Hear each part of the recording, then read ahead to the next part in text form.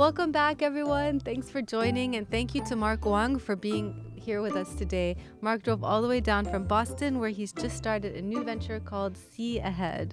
So, Mark, thank you for coming. My pleasure. Tell us a little bit about SeaAhead and what it is and what it does. Sure. So SeaAhead, we're about roughly 1 year old. We incorporated as a benefit corporation. So our mission is to catalyze more venture-based innovation tied, broadly defined, to ocean sustainability. Okay. So we've created a physical hub in Boston as our first big step. Okay, so tell me a little bit about how you got into this and why. And I hear you use the words new economy and BlueTEC a lot. So break it all down for us.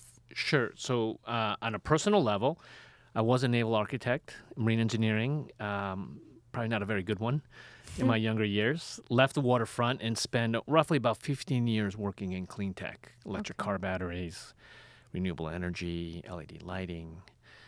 And with venture or business development, you're always trying to figure out what's coming around the curve without a lot of data, right? Yeah. And so timing, sometimes you're off and sometimes you're lucky. And you don't have, what's for sure, you don't have a lot of data, right? So our belief is that today is this intersection of entrepreneurialism and venture and real business models that have something to do with ocean sustainability are overlapping, and the opportunity is now. So why do we believe that? It's either because of market demand or there's a regulatory component.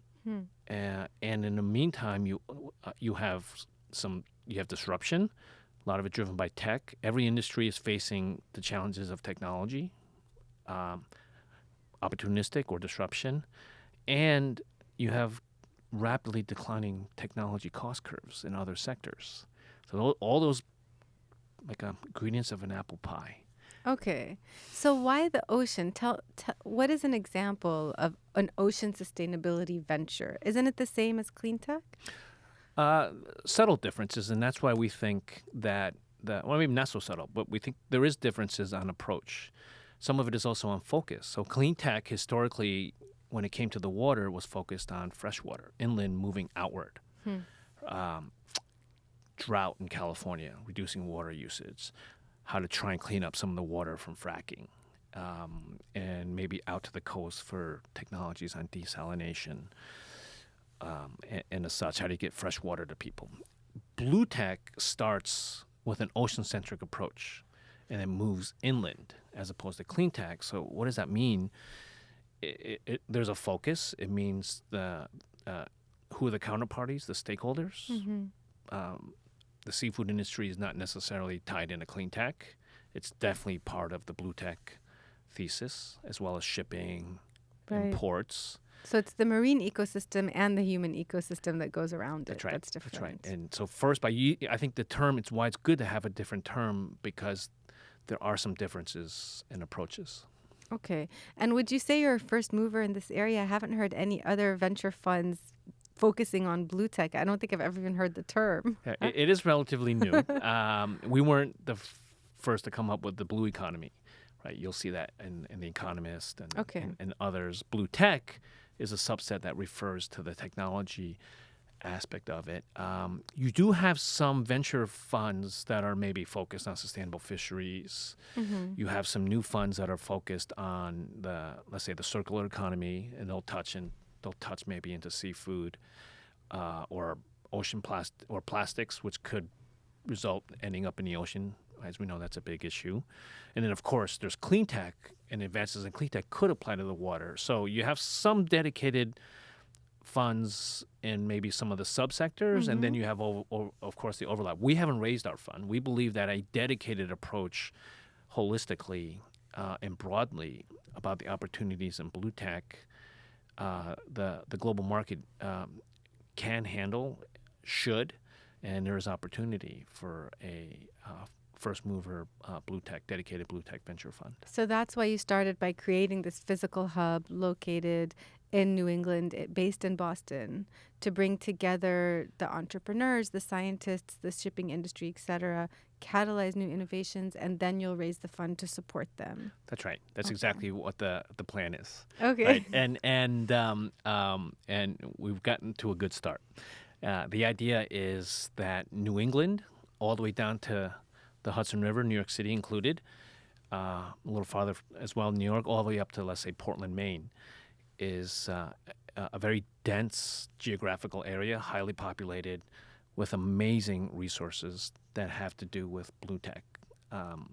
You have the tech venture, New York City, Boston. You have Boston particularly in technology innovation. It's a leader in the world in robotics, AI, life sciences, clean tech.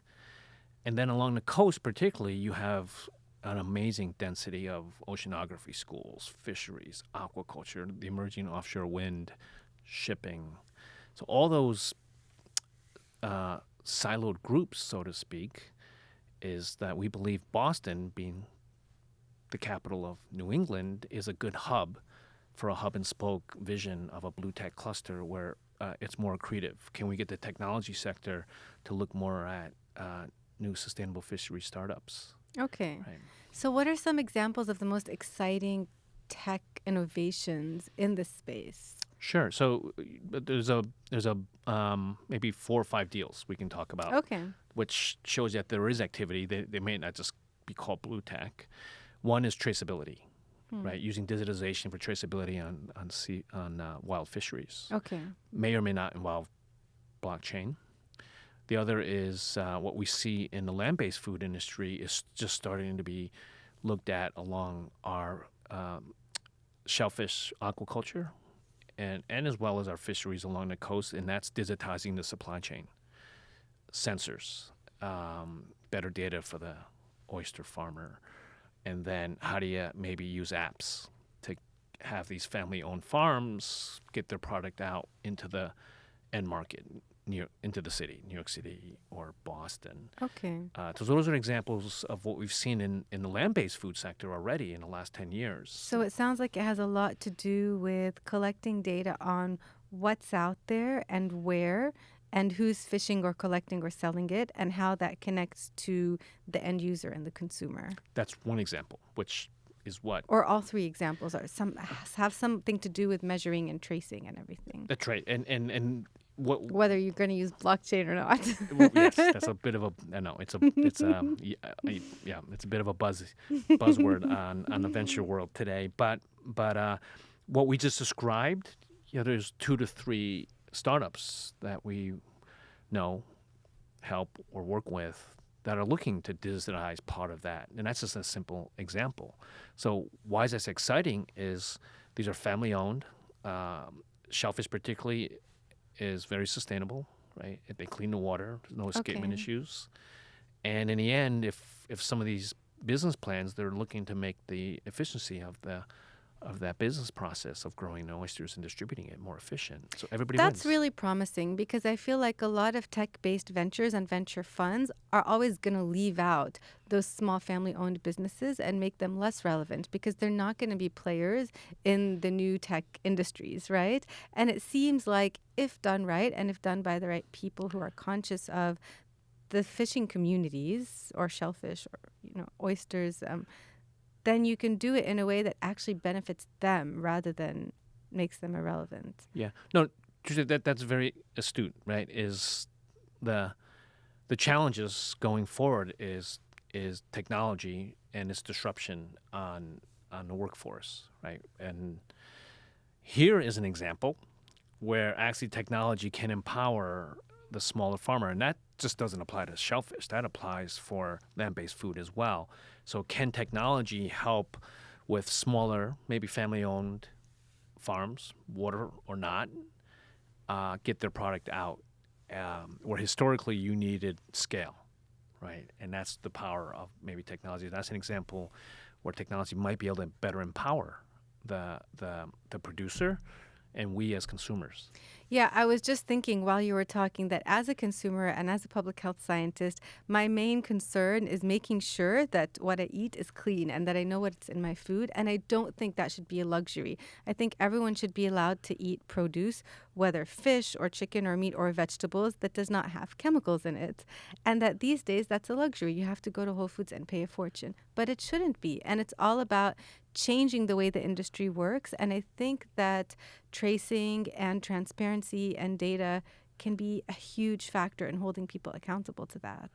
That's right. And making it less costly and more streamlined to build those kinds of industries. That's right. So using the land-based food analogy again, to your point, is the cost of that. Well, let me back up. Is what you just described is actually a real economic driver. How you consume, similar to me, multiply that out, population-wise, the numbers are there, right? The growth of more natural, less processed food, right? You see that in the stock market. You see that in the venture capital for food and ag. So is that same consumer, you and I, now going to make those same consumer decisions and questions on a seafood side that's already being made on a land-based food? I don't want maybe necessarily drugs in my children's milk or in my red meat. And do you ask the same about your shrimp? Yeah. Question, right? And will you pay a so-called premium if the fish has been regulated heavily and is sustainable and is local and has been wild caught versus an imported fish from wherever? Which is going to have higher emissions because, like you mentioned in class, for every one of those huge tankers that arrives at the port, there's an 18-wheel truck waiting to transport it. And then there's low-income communities living closer to the port. And it sounds like a lot of the technologies that your ventures might come up with will help reduce those emissions, too, from shipping and from... That's right. So a couple of thoughts on that is the why we source more local food today, right? It tends to be less processed, and many of us as consumers say that we want to try and keep the money in the community, right? So question is, let's say New England, where the water is very clean today, and our shellfish is doing very well, and a lot of the fisheries, as we consumers are going to start making that same decision, hopefully. The other is on the other side of BlueTEC is green ports and green shipping, which is what we refer to. Mm-hmm. The smart cities. And smart cities. Yeah. So the thesis essentially is there's technologies already advancing rapidly in other sister silos, if that's a way to look at it, or sister sectors. So can you have a rugged that can handle seawater fouling sensor?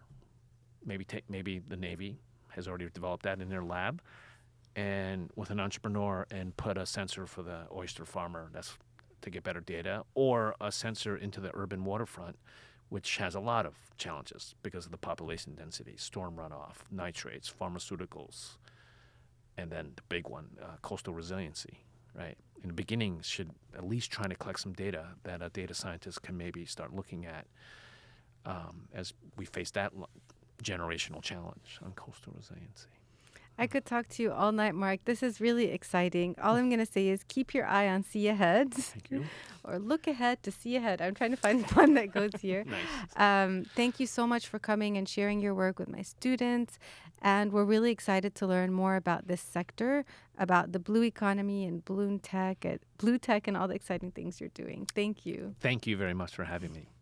Bye-bye.